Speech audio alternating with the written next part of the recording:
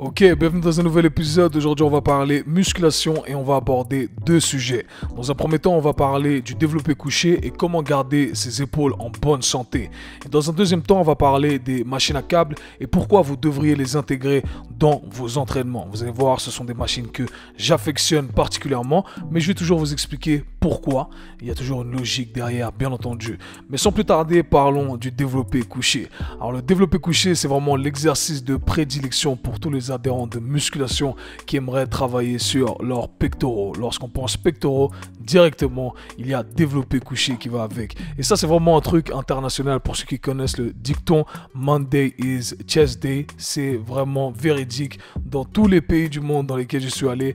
Les lundis, tu vas à la salle de sport et tu vas voir tous les adhérents faire du développé couché ou du moins travailler sur les pectoraux. Alors principalement la clientèle masculine et je me sens concerné là-dedans, bien entendu. Je ne veux pas faire de discrimination, bien entendu, c'est pour tout le monde le développé couché.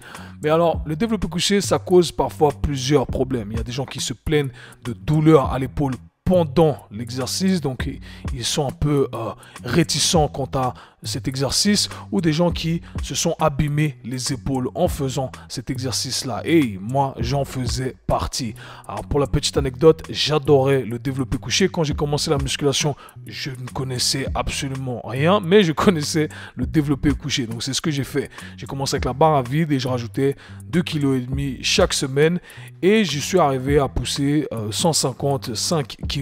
J'étais super fort, connu pour être super fort au développé couché, mais j'y ai laissé une épaule. Donc j'aurais voulu avoir les astuces que je vais partager ici avec vous. Alors le développé couché, c'est un de ces exercices sur lesquels il faut vraiment s'attarder sur le positionnement. De 1, pour garder ces articulations des épaules en bonne santé, et de 2, pour maximiser le recrutement musculaire et l'adaptation qu'on cherche à avoir. Et ça, c'est vraiment important. Il y a un principe que j'ai appris avec un de mes mentors qui est de toujours se positionner correctement, ensuite stabiliser, ensuite initier. Et c'est quelque chose que je partage avec mes clients à chaque fois qu'on fait un exercice. Mais je pense que pour le développé couché, eh bien, ça a vraiment beaucoup d'importance. Et ça relie le fait qu'on doit toujours s'entraîner avec la bonne intention et comprendre ce qu'on fait. Et c'est ce qui va nous donner des résultats. Et c'est pour ça qu'on a le K-Sui Show, entre guillemets, au passage. Alors Tim, parlons d'abord de l'erreur que je vois les gens faire quant au positionnement du développé couché. Lorsque les gens font du développé couché, je parlais de manière très générale ici, et je fais une petite parenthèse avant pour dire que je vais supposer que les astuces, en donnant les astuces ici, qu'on ait des épaules fonctionnelles, qu'on a des épaules qui peuvent aller dans l'espace et qui sont fonctionnels pour le développé couché. Alors vous connaissez ma philosophie, pour exécuter les mouvements qu'on veut exécuter, eh bien il faut avoir certains prérequis articulaires, il faut avoir les outils nécessaires pour faire les mouvements qu'on aimerait faire. Donc si vous n'arrivez pas sans poids, sans charge externe à ramener votre bras vers l'arrière, eh bien c'est une très mauvaise idée de vouloir faire du développé couché ou tout simplement de mettre une charge externe qui va répliquer le même mouvement. C'est du sens commun, mais hey, le sens commun, il n'est pas très commun de nos jours. Donc je fais bien de le répéter, je pense. Alors revenons sur l'erreur de base. L'erreur de base, c'est que ce que je vois les gens faire, c'est qu'ils se couchent sur le banc, ils attrapent la barre et ensuite ils commencent à faire des répétitions.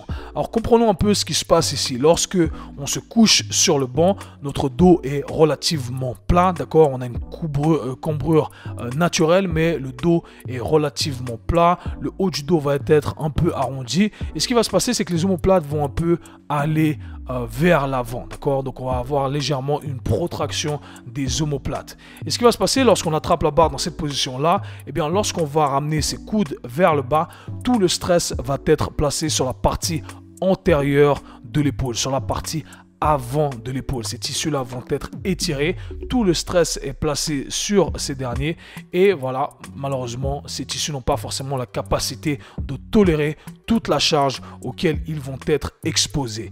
Et ça, c'est vraiment un problème. Et on peut corriger tout ça simplement avec un meilleur positionnement. C'est ce que je vais expliquer ici et c'est ce que j'explique à tous mes clients. Et je crois que dans le tutoriel également que je vous ai fait sur YouTube, j'explique tout ça.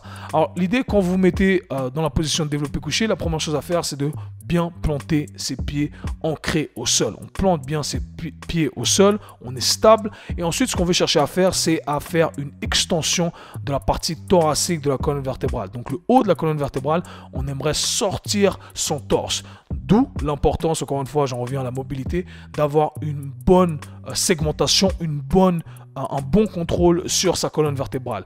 Vous allez voir que plein de gens qui n'ont pas de contrôle sur le haut de leur colonne vertébrale vont avoir tendance à cambrer depuis la jonction thoraco-lombaire, d'accord, depuis le bas du dos.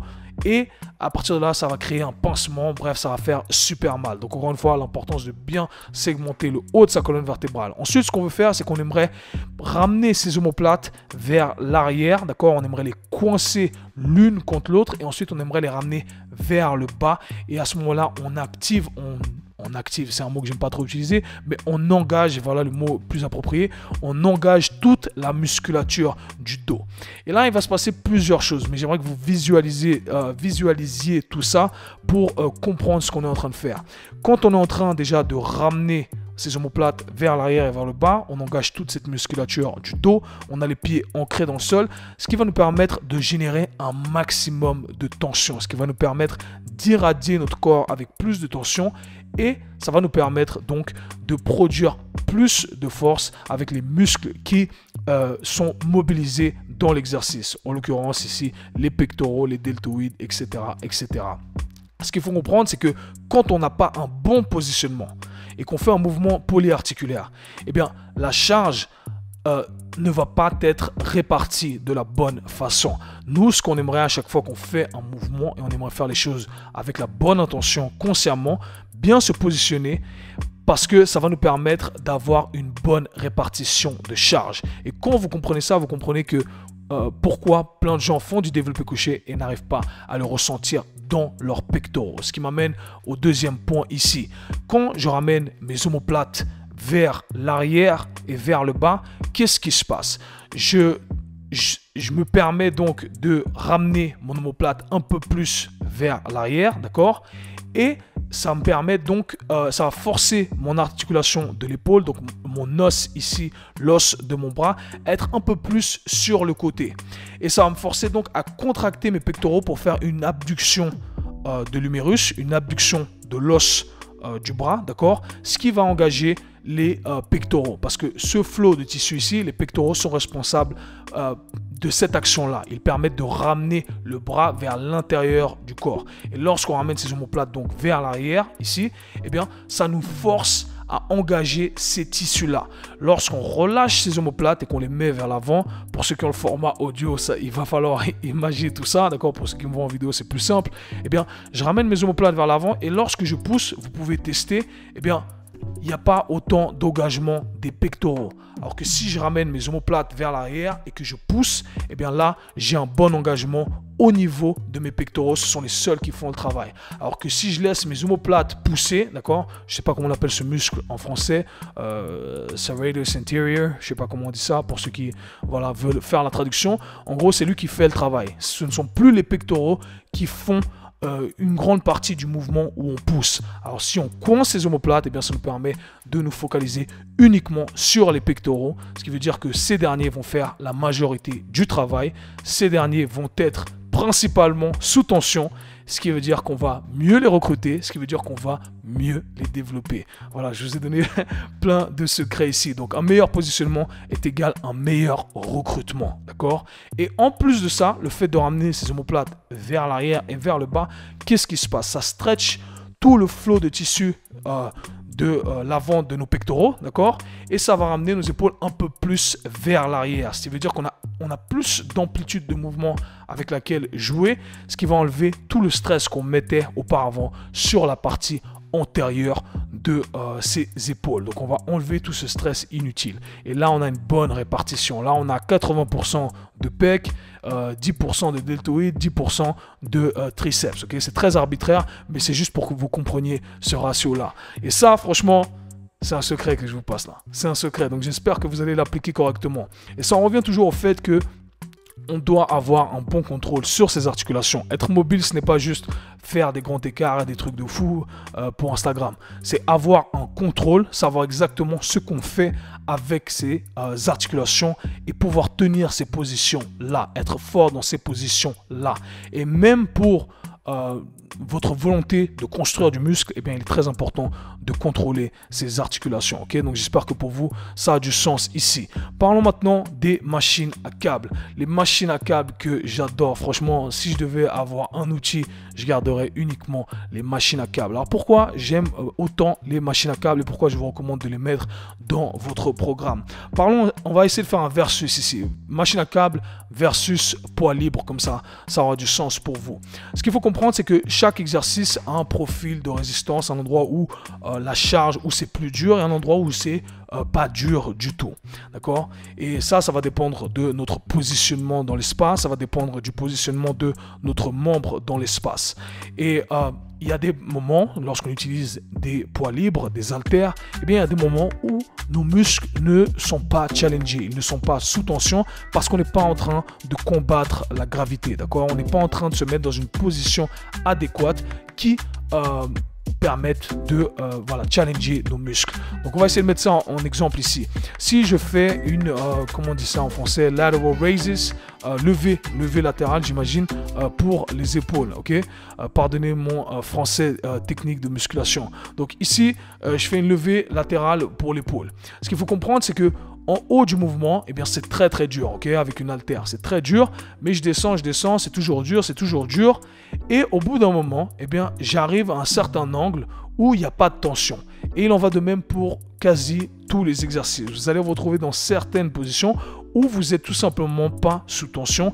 Et c'est pour ça que vous pouvez tenir cette position pendant longtemps. Donc quand mon bras est près de moi, à 5, 10 degrés, 15 degrés près, eh bien, il n'y a presque pas de tension. C'est super facile. Donc, j'ai tout un angle ici de 15 à 20 degrés, on va dire, sur lequel, voilà, j'arrive pas à stimuler mes muscles. Alors que si j'utilisais une machine à câble, eh bien, ça me permet de changer ce profil de résistance de l'exercice. J'arrive à garder la même résistance sur l'amplitude complète de mouvement. Ce qui veut dire plus de temps sous tension, d'accord? Et ce qui veut dire qu'on arrive à renforcer tous les angles de notre muscle, de notre articulation, ok? Et ça, c'est super intéressant. Donc, si je compare ici la levée latérale avec l'haltère, d'accord? Eh bien, je travaille que avec un angle de, voilà, j'ai dit quoi? 20 degrés 20 degrés où il n'y a aucune tension, d'accord? Et ensuite, j'ai jusqu'à 90 degrés, 90 degrés où j'ai de la tension. Versus utiliser un câble, si j'utilise un câble avec une poulie, eh bien, je suis sous tension tout le long, ok? Tout le long du mouvement, je suis sous tension, jusqu'à même le ramener plus vers l'intérieur. Et ça, je trouve que c'est super, super intéressant et vous devriez l'intégrer dans vos entraînements. Je vous dis principalement les exercices pour lesquels j'utilise ça, les levées latérales, tout ce qui est exercice pour épaules. J'aime utiliser ça également pour les pectoraux, tous les exercices, comment on appelle ça? Hey, je dois avoir ma librairie en français. Bref, les dumbbell flies, les pec flies, ok, les écartements. D'accord, pour les pectoraux, c'est super parce que lorsqu'on fait on est couché sur le dos et qu'on fait un pec fly, eh bien, encore une fois, on est sous tension que dans la position d'étirement principalement, d'accord? Alors que si on utilise des câbles, en fonction d'où les câbles sont placés, eh bien, on peut augmenter ce temps sous tension sur différents angles. J'aime utiliser ça également pour les exercices d'isolation pour les biceps par exemple, d'accord? Je peux me mettre dans une position qui permet de challenger mes biceps sur toute leur amplitude de mouvement et voilà, et ça c'est super intéressant. Donc je vous invite fortement à intégrer tout ça dans votre entraînement parce que je pense que c'est le bénéfice qu'on ne retrouve pas forcément avec les poids libres. Maintenant, vous allez comparer une machine à un câble. Le problème avec les machines que moi je retrouve, c'est que en fait, ce n'est pas forcément adéquat pour tout le monde parce que ça ne respecte pas forcément la trajectoire des membres de chacun, de chaque individu. On est un peu forcé à suivre tous, pas un peu, on est forcé à suivre tous la même trajectoire, d'accord? On est obligé d'utiliser le même effet levier. Or, on ne devrait pas tous se placer exactement de la même façon, on a tous des corps différents. Donc, si on compare ici la même utilisation, mais avec des câbles, c'est là ça devient beaucoup plus intéressant. Parce qu'avec des câbles, eh bien, on a plus de liberté de mouvement, d'accord? Je ne suis pas obligé de rester dans une position fixe. J'ai la liberté de bouger. Le câble va respecter la trajectoire que j'aimerais utiliser ou que mon corps peut, doit utiliser, sans me forcer à être dans une position qui n'est pas adéquate ou qui ne me permettrait pas de recruter les muscles que j'aimerais recruter. Donc voilà pourquoi je choisirais toujours les machines à câbles sur les machines avec effet levier fixe qui force dans une trajectoire fixe, ou alors certains exercices avec poids libre. Donc voilà, j'espère que ça a du sens pour vous. Si vous avez aimé, partagez tout ça. Vous savez quoi faire, pardon. Et nous, on se parle très bientôt. Peace.